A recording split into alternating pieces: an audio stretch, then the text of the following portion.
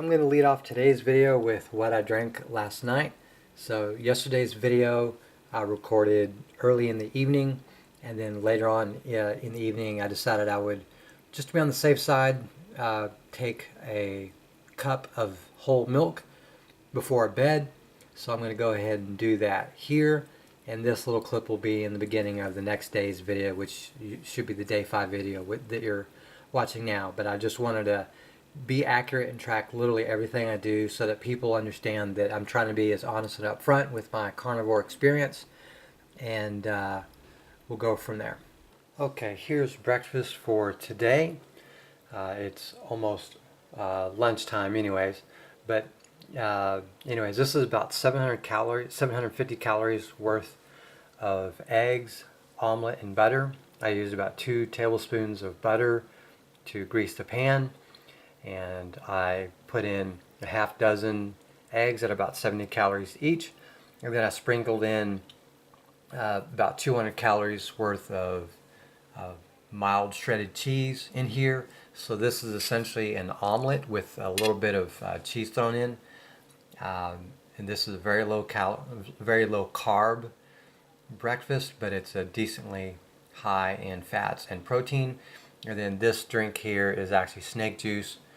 It came from a mixture of 2 liters of snake juice with 1 teaspoon of stevia thrown in and 1 teaspoon of apple cider vinegar, which I'm going to use that to drink alongside this meal.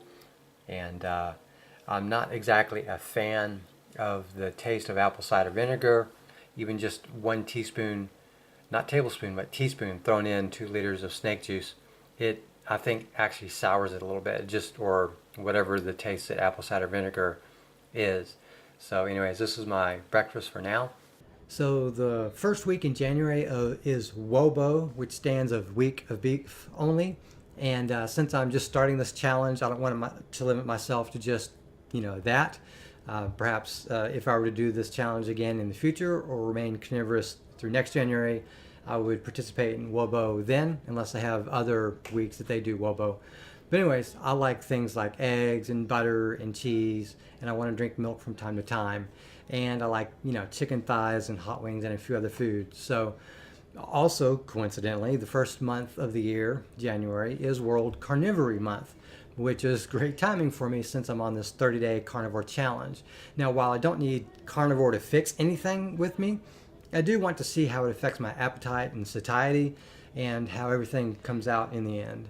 But this is just an experiment for me, and so far it's largely successful. I haven't been dealing with many challenges except for calf cramps, and so far I've only had calf cramps once overnight on like the first or second night, and it's been 2-3 days since then, and I haven't had any other issues with that since. Now this morning I had the side of my lower leg cramp up, but not my calves. So this morning the fibularis longus locked up again twice, about 2 hours apart, something like 7 a.m. and 9 a.m. So let's go to the next clip where I show you just what I mean. So here's one of the things I wanted to show you. So this pain that I have overnight when I'm sleeping, it doesn't just happen on the calf muscles. When I get these calf cramps, the last 2 times I've had any sort of leg issues in the morning, the first time 3 days ago or so, my first calf cramps in this carnivore challenge was here, but also right alongside here, and it would just tense up. So even after my calf muscles stopped constricting and it loosened up, this was actually still constricting and a little tight. And that's one of the things that's worried me. So this morning, this basically happened yet again, but instead of the calf cramping up, it was just this muscle cramping up. So I don't know if this is anything like gout or whatever, but I'm not used to this muscle tensing up, and I can still, as I'm rubbing it, kind of feel that. So I'm going to massage this today and try to get the blood flow going, and I might even do some calf raises. No weights or anything, but just to sort of stretch the calf and make sure that things are flowing. Another thing I've been getting is a feeling right down here, like this tries to tense up and cramp up. So this also cramped up a little bit this morning. And in fact, when I put my feet in my slippers, the pressure of these slippers as they tighten, I can feel a little bit there. So I'm gonna have to actually massage this muscle here. So that's been an interesting part of this journey. Now, I talked with someone recently on the Zero Carb subreddit, and he mentioned that calf cramps are usually, having to do with electrolytes, and I agree with him. And he said that he gets them sometimes in the summer if he's not keeping up with his electrolytes and if he's sweating a lot. He also uses a topical magnesium foam, and it works great according to him, and it's called TheraWorks. So I may look into that as an option. But I'm really trying to make this work by adding electrolytes into water and drinking a cup of milk at night for around 12 grams of carbs. Keep in mind that zero carb isn't actually zero carb.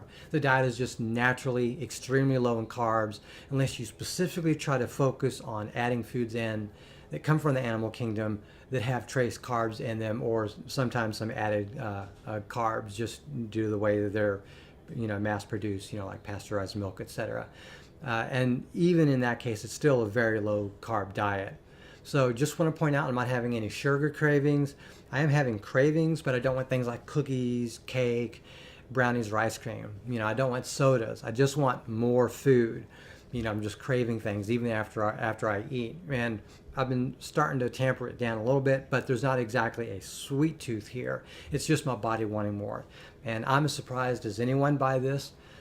So far, in about 5 days, I've only craved macaroni and cheese once, and that was because last night one of my daughters was eating some in the living room while I was passing by, and dinner hadn't been made yet. So this is a solvable problem. There are workarounds for it. I can talk with my family about, hey, trying not to push food in front of my face. Not that happened here. Or I can try to stay away from people if they're going to eat before dinner. I can work around this. So, and keep in mind, I'm not quitting carbs cold turkey. I'm getting lukewarm turkey. It's still a turkey, but I'm just not eating it cold, I guess. But I'm just not quitting it cold turkey. I get a dozen or so grams of carbs by the end of the day, and I think that's helping to some extent.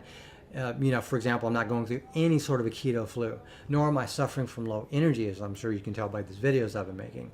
And my quality of sleep hasn't gotten worse, though to be fair, it's not gotten better. It's relatively unchanged from before this challenge, so I can't really complain there. The bottom line is I don't want the perfect to be the enemy of the good, so I'm trying to do a good job of being a carnivore, not being a perfect carnivore. And one of the reasons why this diet or way of eating is popular is because it's an elimination diet, basically. They can be used by someone to solve IBS issues and used as a diagnostic tool to reintroduce foods into a diet over time for troubleshooting purposes to see which foods cause issues and which foods do not. Lastly, it can be very healthy because it focuses on healthy whole foods and prioritizing proteins and fats over carbohydrates. Keep in mind the diet is not limited to meat. It allows for foods or drinks from the animal kingdom. So, butter, cheese, and milk, etc. are allowed. So I went to the local meat market and I picked up 3.6 ounces, roughly a 21% of a pound of beef liver, which I'm going to try out either tonight or tomorrow by mixing some in some eggs. I'm also going to try some by itself without anything so I can get my first taste of beef liver. And then of course I picked up some Kraft sharp cheddar because I love cheese, in particular sharp cheddar, and this should increase my fat intake. And this cheese is roughly 110 calories per serving. There's roughly 8 servings in this, so this could theoretically be close to 900 calories if I ate the whole thing, but most likely I'd eat about half of it, so that's not bad. So maybe half today, half tomorrow. We'll play this by ear.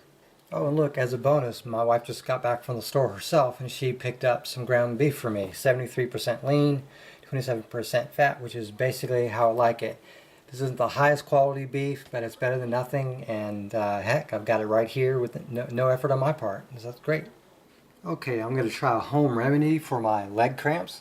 I'm going to take this Epsom salt, and I'm going to put up to about 2 cups of this into this measuring cup here, and I'm going to take a magnesium sulfate bath, an Epsom salt bath, So this is about a cup and a half, a little bit, almost close to a cup and 3/4. And this basically should allow some magnesium to get into my skin, and it's supposed to relax the muscles and also add the electrolytes in for whatever other reason magnesium sulfate might be needed. Alrighty, for dinner tonight I'm going to have this. This is 12.1 ounces. If you subtract the bowl, which is 1.2 ounces, you're left with just under 11 ounces of ground beef. This has a tiny bit of taco seasoning in it, and it has some shredded cheese. So I'll work out the calories shortly, but this is going to be my dinner for tonight. Alrighty, I took a look at the amount of calories, and it was 750 for the eggs this morning, and it was about 1,000 for dinner. So that leaves me with 150 calories left for a cup of whole milk, which puts me right at 1,900 calories for the day, which is actually just perfect. So I'm going to put a cap on the amount of food and drink I consume for the day, and I'm good. And then tomorrow, Sunday morning, I will do a weigh-in, and we're going to see where I'm at. I have a feeling I've gained weight. Thank you very much for watching, and have a great day.